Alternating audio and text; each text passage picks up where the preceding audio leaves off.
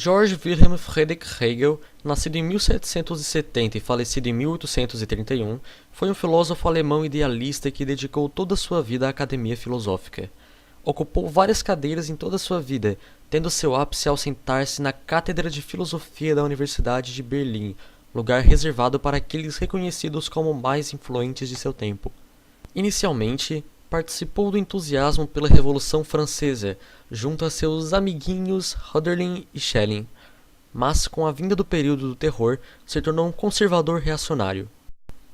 Hegel sempre foi sensível à situação cultural e ao progresso científico de seu tempo, sendo um cara para fintechs. Ao contrário do estereótipo de filósofo, ele não era histericamente produtivo, construiu lentamente seu sistema filosófico.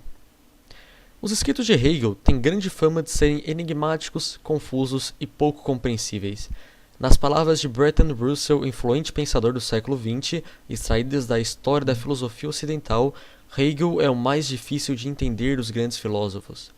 É dito que o próprio Hegel, em seu leito de morte, teria dito: "Somente um homem já me entendeu, e ele não me entendeu." Hegel é considerado o último grande pensador da filosofia moderna. Este período filosófico é caracterizado pela mudança de um paradigma ontológico, clássico da filosofia antiga e medieval, para um paradigma epistemológico, com ênfase no sujeito. Em outras palavras, os filósofos abandonaram o núcleo de reflexão ser, ligado a questões como o que é, e desenvolveram um pensamento em torno do conhecer, abordando perguntas como é possível conhecer e como conhecer. Nessa nova linha de pensamento, não era mais pacífico que existe um mundo exteriormente, ocasionando no surgimento de diversas teorias filosóficas que buscam explicar a natureza da realidade. Dentre elas, podemos encontrar o idealismo alemão, no qual Hegel está inserido, sendo seu maior representante.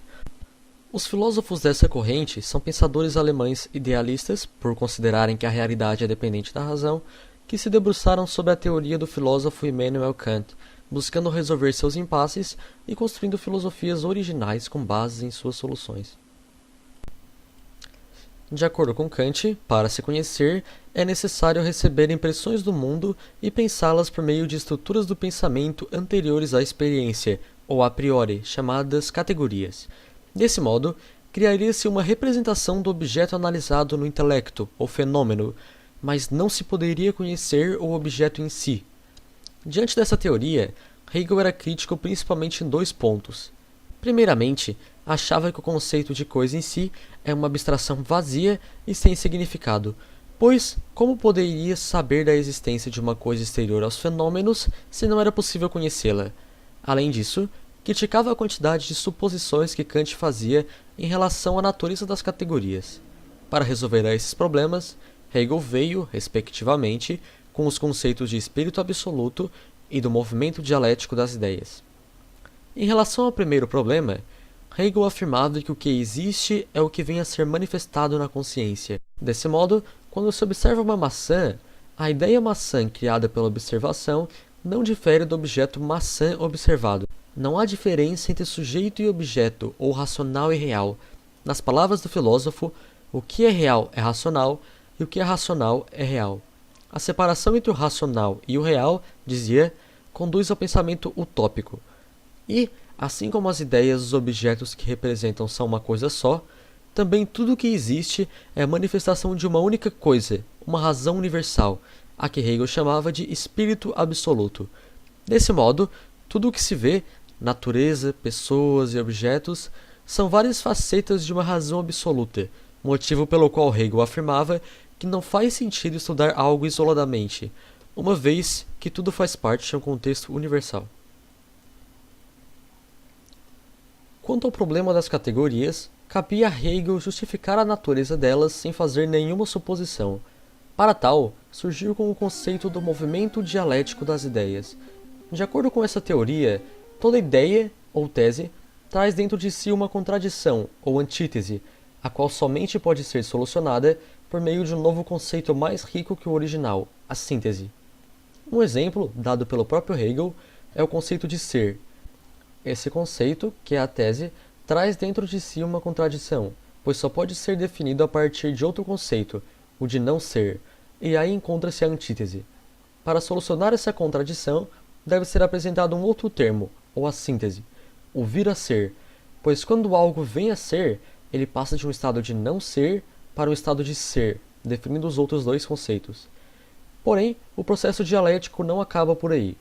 A recém-formada síntese logo torna-se novamente a tese, dando início a outro processo e formando um círculo de constante evolução. Com essa dialética, segundo Hegel, seria possível partir de ideias mais simples para se chegar a ideias cada vez mais complexas. Essa tese do movimento dialético aplicado dentro da lógica pode ser encontrada com mais detalhes nas obras de Hegel, A Ciência da Lógica e Enciclopédia das Ciências Filosóficas, que se trata basicamente de uma versão abreviada da primeira. O movimento dialético foi mostrado até aqui sendo aplicado às ideias, ou ao racional. Porém, como já visto, tudo o que é racional é real, de modo que o processo dialético torna-se universal, podendo ser aplicado para qualquer elemento da realidade. Essa evolução não se dá de um modo obscuro, mas pode ser vista ao longo da história. A história, de acordo com Hegel, sempre se move de um extremo para outro, tentando compensar pelas falhas do momento anterior. As próprias categorias estão sujeitas a esse movimento, evoluindo de estruturas do pensamento mais simples para mais complexas no decorrer da história, em contraste com a concepção kantiana de que essas categorias são imutáveis.